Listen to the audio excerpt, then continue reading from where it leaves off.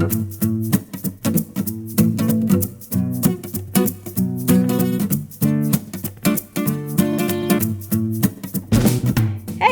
I'm Julie, and welcome to MYTHPECKING with Henryka the Chicken.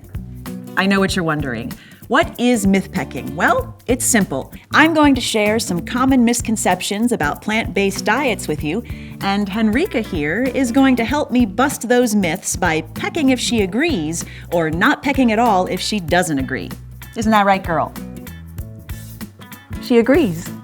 So we all know by now that the best way to show compassion toward all living creatures and to fight climate change is to transition to a plant-based diet. But people always say, hey, aren't plant-based diets expensive? Or how will I get the protein I need? Or plant-based options are just too hard to find. Well, none of that is actually true.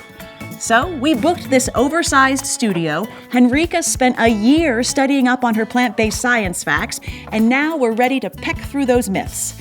Okay, let's do this.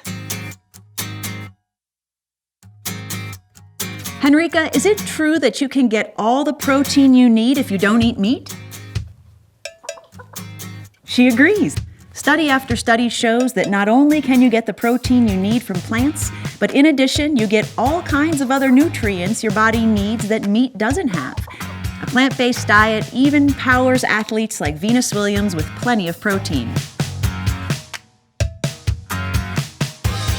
Henryka, isn't eating a plant-based diet super expensive? Another myth pecked. A plant-based diet means eating lots of beans, legumes, and whole grains, which are actually some of the most affordable foods in the store. Henryka, on a plant-based diet, can I still eat at cool restaurants? It's true. More and more hip restaurants these days are exploring innovative meatless options, as well as trusted staples like salads, soups, pastas, and other tasty choices. Henryka, does embracing a plant-based diet mean that you have to go entirely vegetarian or vegan? She says no. Another myth pecked.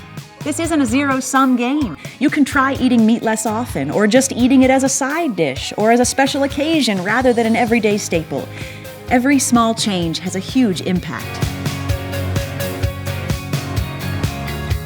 Henryka, it's really hard to find plant-based foods just anywhere, right?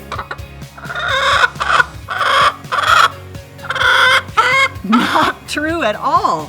In the last few years, sales of plant-based foods have grown over 35%.